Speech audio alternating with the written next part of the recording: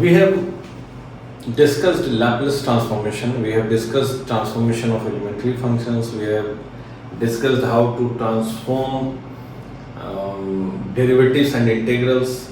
We have also discussed how to transform a function when it is multiplied by t to the power n or multiplied by 1 by t, and many more examples we have given. So by now we are very familiar with Laplace transform. Now we will see inverse of it, inverse Laplace transform. Inverse Laplace transform. So what is inverse Laplace transform? Simple. If Laplace transform of ft, we have a function ft, L is a Laplace transform operator. So if Laplace transform of ft is fs, then Laplace inverse of fs is ft. So this is inverse Laplace operator. Okay, let me tell you at this point, some of you were asking why I am writing here f, but here I am putting a bar on f. See, this is function, f denotes function. So if f of t and I write here f of s, then it will be the same function. To distinguish between this function and this function, I have put a bar over it. You can also use, let Laplace of ft be gs or f1s, whatever suits you. But the most common notation is putting a bar over f.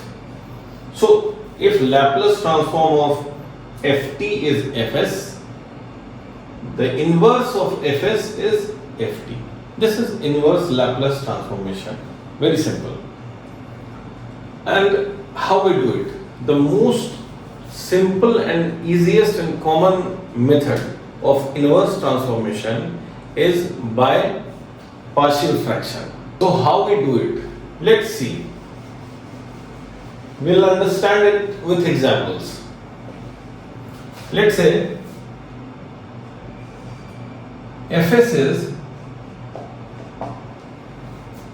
s square minus 3s plus 4 by s cube. Before going to inverse transformation, you have Laplace transformation of elementary functions. You must remember them by heart, because that we will require them while transforming in the inverse way. So we have to see what is ft when fs is this. What we can do, just expand it. S square by s cube, that is 1 by s minus 3 by s square plus 4 by s cube. Okay. So if you remember, what was Laplace transform of t to the power n? So Laplace transform of 1 was 1 by s.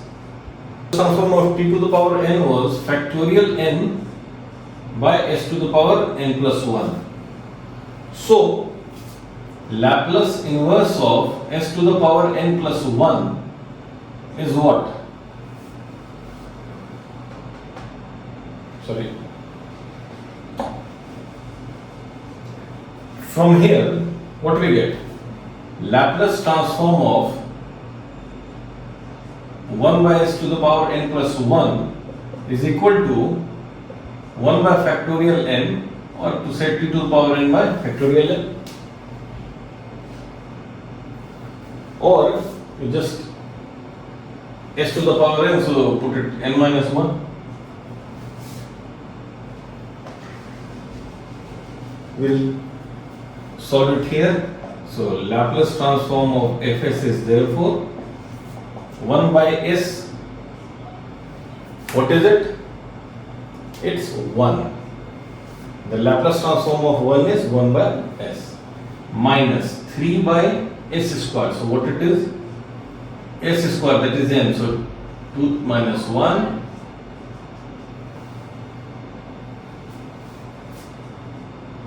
plus 4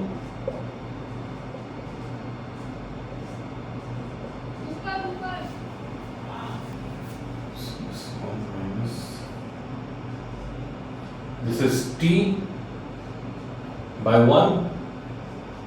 This will be factorial 2, so 2, this is 2 t square. So this is ft. Very simple. Let's see our next problem. So how to solve this? We have to place it in such a way that it becomes a transformation of some elementary function. We are able to see it as a transformation of some elementary function. For example, 1 by s, we could easily see its transformation of 1. Or if we have 1 by s minus a, we can easily understand its transformation of e to the power at. So that way. So let's see how we do that. We'll expand the denominator. This is s minus 2 whole square. What will get? S square plus 4 minus 4s. So this is this plus 4. We have 4 here, so here we will have 9, that is 3 square. So now this is in some standard form. S minus 2 square plus 3 square. So this is transformation of cos of 80 or sine of 80 with e to the multiplied by e to the power at, and a is this 2. So we'll make the numerator like this. So this we can write it like this, s minus not 4, it's 2. We can write s minus 2 plus 4, so that we get s plus 2, and by s minus 2, why we have done this? So that we are easily able to inverse transform it. We know this is the transformation of cos 3t and multiplied by e to the power 2t. And this is what we will do. We have to get here 3. So we can do like this. 4 by 3, then 3. So now this is sine 80, sine of 3t. So the inverse transformation is very simple now. So ft is, this is e to the power 2t cos of 3t plus 4 by 3 sine of 3t. So this is our inverse transform. Very simple. The only thing that we did was we somehow managed to expand the function in such way that the inverse can be easily seen in some elementary form of ft. Let's see another example. What you will require for complex functions of fs, you will require to a by function, first function of s, then b by second function of s, and so on. So how we expand fractions, that you will have to work out. You will understand while doing the examples, not a big issue. Let's see third problem. fs is given by 2s minus 5 by 4s square plus 25 plus 4s minus 18 by 9 minus s square. See, we have to get s square, not 4s square, nor minus s square, because all functions that we know of the elementary functions like cos 80, sin 80, cos hyperbolic 80, sin hyperbolic 80, they all have s square. This is for cos and sin s square plus a square, and this is s square minus a square for hyperbolic function. So we'll do that. How? We'll take 4 out of this. So this is 1 by 4, 2s minus 5 by s square plus 25 by 4. What is that? 5 by 2 square. And we'll have to make the numerator also like that, so that it becomes transformation of cos 80. Let's see here. So what we do, we take minus, so that here we get s square minus 3 square, and this is 4s minus 80.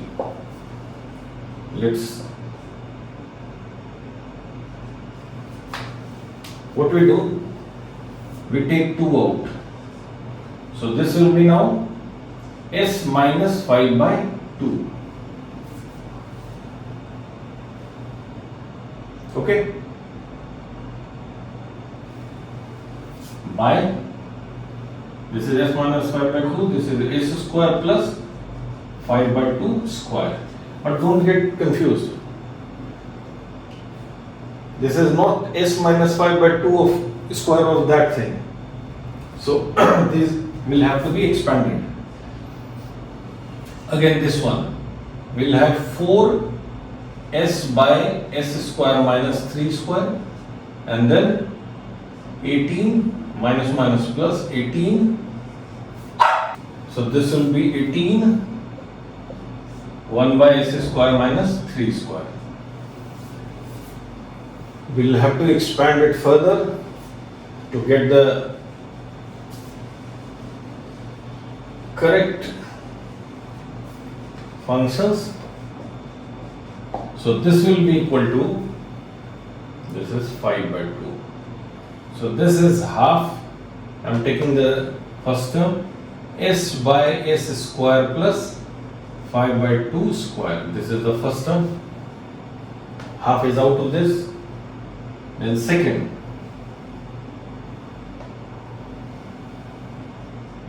half, this is 5 by 2 by s square plus 5 by 2 square. Okay? This is the first function. Then second function, minus 4s by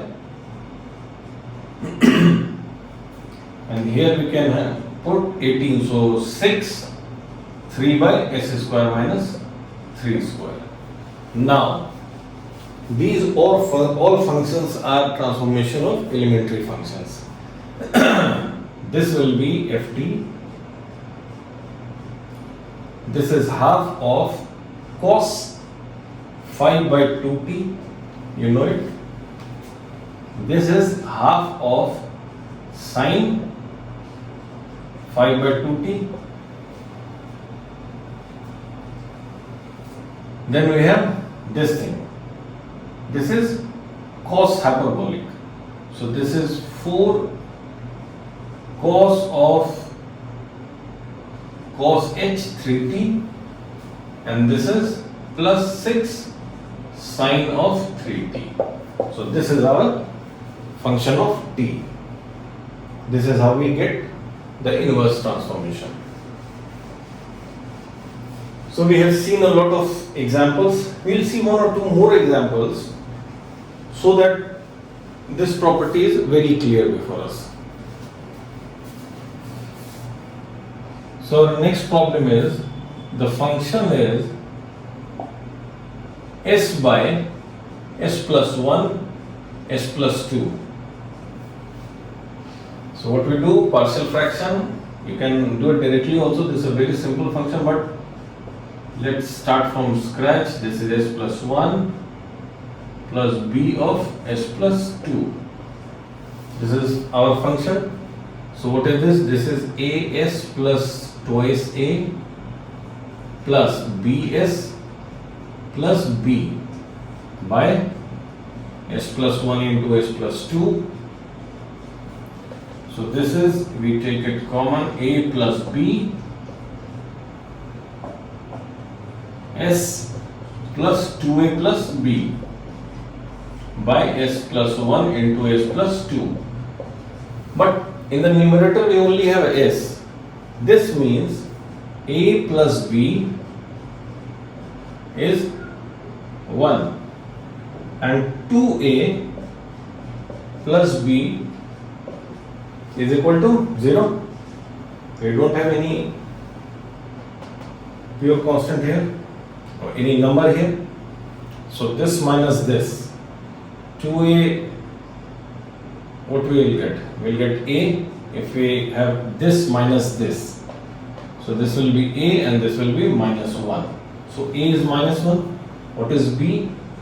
B is 1 minus a. So 1 minus a, that is 2. So we get the value a and b. So our function is, we can write the function like this: 2 by s plus 2 minus 1 by s plus 1. By intuition also you could have got this result.